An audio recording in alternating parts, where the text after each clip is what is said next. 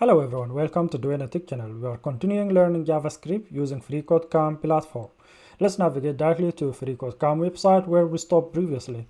So if I navigate to this tab here, this is where we stopped in this challenge 61. And in this challenge is explaining that dot inner text and dot on click function, instead of being assigned directly previously to function on go store and go town. So now we need to access this data from locations array. To access that data, first we need to call update function inside go town. Similar to this, you need to call the function name, then adding a parenthesis. Let's call the update function we created earlier inside go town here. The function name call update, then adding parentheses at the end, add a semicolon. That's how to call a function in JavaScript. So check your code. Congratulations, your code is passed. Submit the changes and move on to the next challenge. And in this challenge now is after we call the update function inside go town, it's asking us to update this update function to have argument, and this argument will be used later as a parameter inside update function, so we can access the location data. So to pass an argument, this is an example by calling the function name, adding parentheses, then inside the parentheses you will add the argument. And in this example is asking us to add a location as argument to update function here. So check your code. Congratulations, your code is passed. Submit the changes and move on to the next challenge. And in this challenge is telling us that now we pass locations down to update, and location is an array. It has two different locations, which a town, square, and store. And we need to pass only the first location from that array. How to do that? So as previously, you know how we can access any item inside an array using the square bracket, and also it's called bracket notation by calling the array variable name, then adding the square bracket. To access the first item inside that array or the first location, we'll use the square bracket, then 0, and that will return just the first item inside the array. So the first one here, this first object. Now check your code. Congratulations, your code is passed. Submit the changes and move on to the next challenge. And in this challenge now that we access the location data or the location parameters through to this update functions. So it's asking us to update button1.inner text to be assigned to location, square bracket, double quotes, then button text. So instead we hard code it to the text, so every time we'll be accessing the data dynamically. Let's update that here. So location, instead of the first one, go to store. So we need to update this to equal location parameter, then square bracket, then double quotes, then the key, which this key here, button text, and that then will access the correct. This will display the correct value for this location. Where if it is a store, is this store data, or is this town square for the button text data? So that this also as well is called bracket notation to access the data inside this object. So now check your code. Congratulations, your code is passed. Submit the changes and move on to the next challenge. And now it's telling us that here this location is square bracket button text that will return an array. So this array here, for example, so this value for the first property here will be this array, and we don't need this all array. We need only the first value in this array. And to access that, so we can call the same location square bracket, then the button text, and that will return array.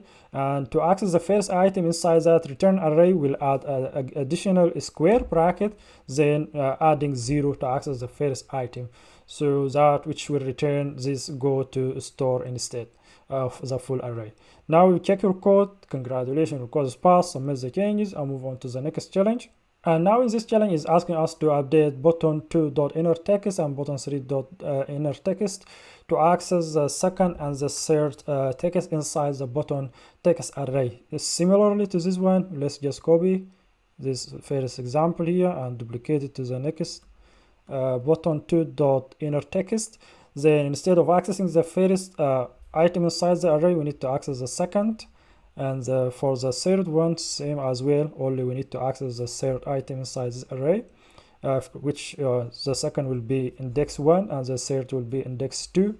So this array here, so we'll return this for the first button, and this to second button, and this to the third button. So now check your code. Congratulations, your code is passed. Submit the changes and move on to the next challenge. So, and in this challenge, following to the same pattern, so we need to use button functions to access the functions dynamically for on-click event. So now here, instead of calling the function statically, we need to pass this dynamically from this parameter.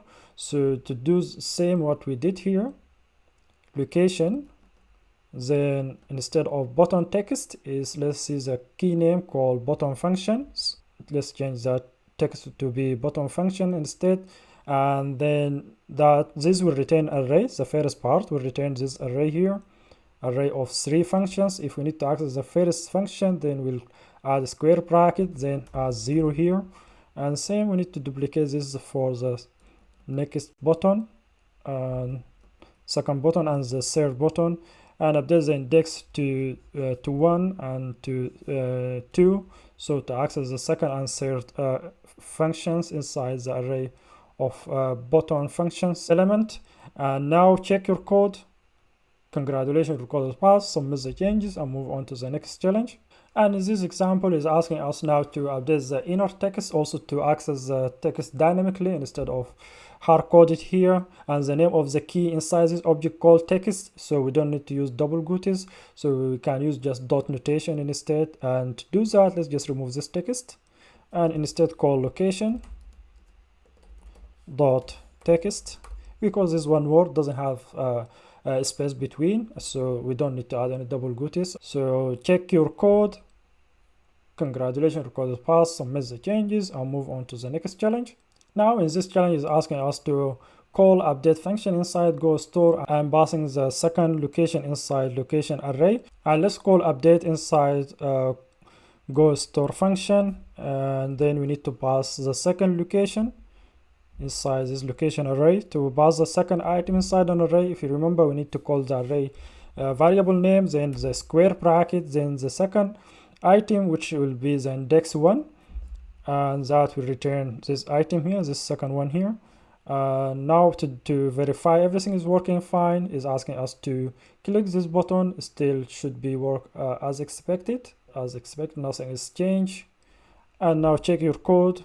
Congratulations, your code is passed. Submit the changes and move on to the next challenge, which is the last challenge in this tutorial. And in this challenge is asking us to create 2 more new functions, and these functions will be used on the oncoming cave object. But for now, let's just declare these 2 functions using calling function, keywords, and the name of the functions, parentheses, curly bracket, and just let's duplicate same one.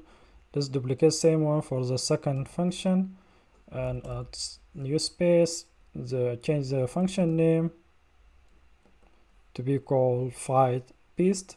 So, and then check your code. Congratulations, your code is passed.